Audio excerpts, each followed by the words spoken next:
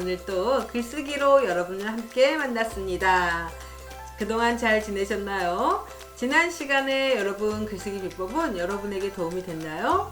다행스럽게도 주변의 친구분들이 와, 나도 많은 걸 알게 됐어. 별거 아니지만 굉장히 좋은 조언이 되었어 라고 이야기해 주어서 저에게 큰 힘이 되었답니다. 감사합니다. 여러분, 글쓰기가 왜 중요할까부터 우리 다시 한번 이야기해 볼까요? 네. 친구들 글 쓰는 거 너무 부담스러워하고 선생님 우리 마지막 글 안 쓰면 안 돼요. 우리 같이 잘 이야기했잖아요. 라고 얘기해요. 당연히 저는 아니야 얘들아 글 써보자. 여러분들이 글로 쓰기 시작했을 때 보다 생각이 명확히 정리되는 걸 느낄 수 있을걸? 이라고 이야기하죠. 그리고 막상 글을 쓰기 시작했을 때 처음도 그렇고 친구들이 이야기 많이 잘했는데도 불구하고 글로 쓸 때는 글이 막 정말 산으로 가는 느낌 받을 때 있어요. 그 말을 뒤집어 보면 글을 쓰면서 자기 생각이 매우 잘 정리되는 것들을 느낄 수 있고요. 거꾸로 또 내가 내 생각에 이렇게 빈틈이 많았나? 내가 여기서부터 이렇게 넘어가는 거를 어떻게 써야 될지 모르겠네 라고 느끼는 것도 있고요. 또 가장 중요한 건 우리가 글을 통해서 다른 사람을 만나는 거잖아요. 너무 뻔한 글이나 상투적인 표현들을 가지고 글을 쓰면 상대방이 전혀 내 글에 대해서 공감해주고 이해해주는 부분이 약하죠. 나만의 색깔을 가지고 나만의 논리를 가지고 글을 써 내려갔을 때 상대방이 나의 글에 설득당하고 또 공감해주고 그러면서 서로가 의사소통을 더 원활하게 하는 것 같아요. 그 어느 때보다도 글쓰기가 중요한 시대에 우리가 지금 살고 있잖아요. 예전에 블로그 같은 게 있었을까요? 그렇죠? 우리는 우리의 그냥 평범한 사람 한 명 한 명도 나의 생각을 글로 잘 정리해서 소통하는 시대에 살고 있어요. 그래서 내 생각을 잘 정리하는 능력은 역시 중요하죠. 첫 번째, 주어와 서술어의 일치에 대해서 배웠죠? 우리가 오늘도 한 번 더 그 글에 대해서 생각해 볼게요. 지금 이 글은 제가 가르치고 있는 3학년 친구가 지구가 큰일 났어요 라는 책을 읽고 이야기한 다음에 쓴 글이에요. 이 친구 굉장히 똑똑한 친구거든요. 그래서 쓰고 싶은 말이 너무 많았었나 봐요. 그리고 생각이 밀려 나오니까 막 급하게 썼어요. 그랬더니 역시 주어랑 서술어의 일치가 안 된 거예요. 자, 제가 한번 읽으면서 같이 해볼게요. 자, 친구가 이렇게 썼어요. 저는 사람들이 일회용품을 많이 쓰고 나무를 많이 베는 것 때문에 플라스틱 쓰레기와 산소가 부족해지며 사막이 많이 생기게 됩니다. 라고 쓴 거예요. 다시 읽어보니까 또 예전에 공부한 걸 생각하고 의식해서 보니까 확실히 불편한 게 보이죠? 처음에는 저는 뭐뭐라고 생각합니다. 라고 분명히 쓰고 싶었을 거예요. 그런데 어느덧 글을 쓰다 생각에 밀려가지고 그냥 사막이 많이 생기게 됩니다. 라고 끝나게 된 거죠. 근데 사실 저는 이렇게 주장하는 글을 쓸 때는 전부 내 생각을 주장하는 거잖아요. 그렇기 때문에 굳이 저는 뭐뭐라고 생각합니다 라고 안 써도 될 것 같아요. 또 하나는 이 글을 잘 보면요. 일회용품을 많이 쓰고 나무를 많이 베는 게 원인이고요. 또 그래서 플라스틱 쓰레기 많이 생기고 산소가 부족한데 결론적으로 사막이 많이 생겼다는 걸 얘기하고 싶었잖아요. 근데 원인을 결과를 두 개씩 넣는데 가만히 보면 원인 하나 결과, 원인 하나 결과 이렇게 표현해도 될 것 같아요. 자, 이게 무슨 말이냐면요. 사람들이 일회용품을 많이 쓰니 플라스틱 쓰레기가 생깁니다. 그리고 나무를 베니 산소가 부족해집니다. 그래서 점점 사막도 많이 생깁니다. 이렇게 하면 앞에 글보다 훨씬 더 편안하게 우리가 이해할 수 있죠. 좋은 글은요, 편안한 글이에요. 누구나 어렵게 쓰는 글보다도 쉬운 글인데 누구나 읽어서 더 마음에 와닿을 수 있는 글. 그런 게 가장 좋은 글이잖아요. 자, 또 하나, 이제 오늘 거 얘기해 볼게요. 자, 오늘 친구들과 함께 글쓰기를 잘하기 위한 두 번째 팁, 딱 두 가지 이야기 하겠습니다. 첫 번째는요, 문장을 연결할 때 짝을 이루는 말들이 있어요. 근데 이 말의 형태가 같으면 훨씬 글의 운율이 좋아져요. 그래서 읽을 때 편안함을 느낄 수 있는 거죠. 자, 두 번째는요, 접속사에 관련된 이야기예요.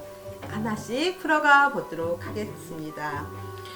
어떤 친구가 이렇게 썼어요. 나는 노래 부르는 것과 그림을 좋아합니다. 근데요, 이것을 더 좋은 문장으로 표현하려면 사실 노래 부르는 것과 그림 이렇게 표현하는 게 아니라 나는 노래 부르는 것과 그림 그리는 것을 좋아합니다. 이렇게 하는 거예요. 어때요? 더 운율도 느껴지고 균형이 맞는다는 느낌 들죠? 자, 그 다음에 나는 나의 좋은 점과 단점을 써보았다 라고 했거든요. 여러분, 이것도 나는 나의 좋은 점과 나쁜 점을 써보았다 이렇게 하던가, 아니면 혹은 나는 나의 장점과 단점을 써보았다 이렇게 쓰는 거예요. 어때요? 자, 아주 간단한 팁인데 금방 여러분 글에 도움이 될 수 있을 것 같죠? 자, 이번에는 접속사에 관련된 이야기를 해볼게요. 친구들 글을 읽다 보면 접속사를 지나치게 많이 쓰는 친구들이 있어요. 자, 뭐뭐 했다, 그래서 뭐뭐 했다, 그래서 뭐뭐 했다, 그런데 뭐뭐 했다, 막 이렇게 넘어가는 거죠. 근데 한 문장을 다 접속사로 연결하면 왠지 억지로 막 풀러붙인 느낌? 이런 거 들거든요. 원래 진짜 좋은 옷은 이렇게 붙인 느낌, 붙여진 티가 안 나는 거라면서요. 자, 마찬가지예요. 글도 자연스럽게 접속사 없이도 자연스럽게 흘러갈 수 있도록 쓰는 글, 이게 더 좋은 글이라고 할 수 있어요. 자, 그래서 너무 접속사 많이 사용하지 않았으면 좋겠거든요. 그리고 또 하나 가장 기본적인 거 뭘까요? 그 접속사가 가지는 성격 잘 생각해서 써야겠죠. 자, 무슨 말인지 구체적인 예시를 들면서 한번 보도록 하죠. 방학을 해서 너무 좋습니다. 왜냐하면 늦잠을 잡니다. 오, 뭐가 이상해요? 자, 첫 번째는요, 왜냐하면 늦잠을 잘 수 있기 때문입니다. 이렇게 쓰는 게 더 좋겠죠? 두 번째는요, 사실 왜냐하면이라는 말이 없어도 뒤에 이유를 자연스럽게 붙일 수 있어요. 방학을 해서 너무 좋습니다. 늦잠을 잘 수 있기 때문입니다. 왜냐하면 안 붙여도 아주 문장 자연스럽게 흘러가지 않나요? 안 써도 돼요. 굳이 이럴 때는. 자, 두 번째 문장 한번 볼게요. 나는 수학을 잘할 뿐만 아니라 야구도 잘한다. 그래서 야구를 좋아하기 때문에 나중에 야구 선수가 되고 싶다라고 썼습니다.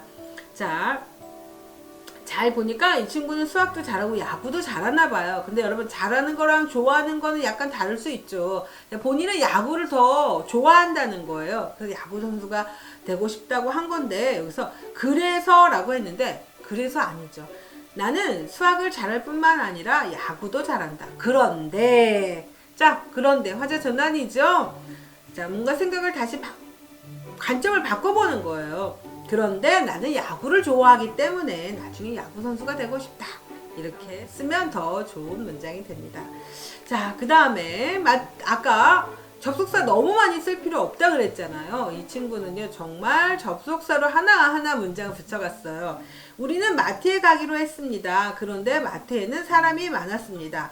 그래서 정신이 없었습니다. 그래서 일단 푸드코트로 가서 밥부터 먹기로 했습니다. 왜냐하면 배가 고팠기 때문입니다. 라고 썼어요. 자, 그러나 라는 접속사는 언제 쓰는 거죠? 앞문장과 그 뒤에 나오는 문장이 완전히 반대되는 상황이 있어야 되는 거잖아요. 그런데 마트를 가기로 한 거하고 마트에 사람이 많은 거는 그러나 라는 역접에 접속사를 붙일 필요가 없어요. 이 친구 왜 붙였을까요? 아마 중간에 자기 생각이 있었던 거예요. 그런데 굳이 그건 안 쓴 거죠.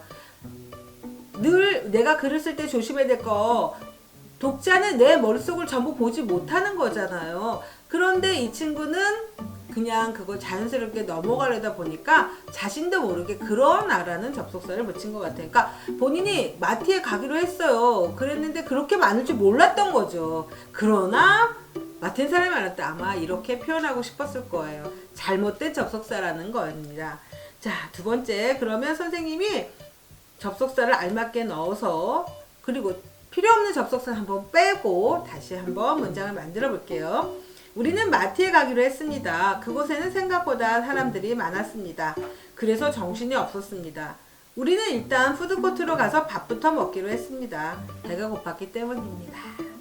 자, 한 번만 접속사 썼죠. 그쵸? 자, 그런데 문장 어때요? 자연스럽게 흘러가죠? 자, 물론 시에서는 운율이 더 중요하지만 시가 아닌 글에서도 자연스러운 흐름을 가지는 문장, 이것이 바로 읽는 사람도 편안함을 느낄 수 있고 뿐만 아니라 내가 전달하고 싶은 내용도 명확하게 상대방도 느낄 수 있게 된다는 거죠. 자, 여러분 오늘의 이야기도 여러분에게 도움이 됐으면 좋겠습니다. 자, 세 번째 시간 글쓰기 시간에 또 만날게요. 안녕.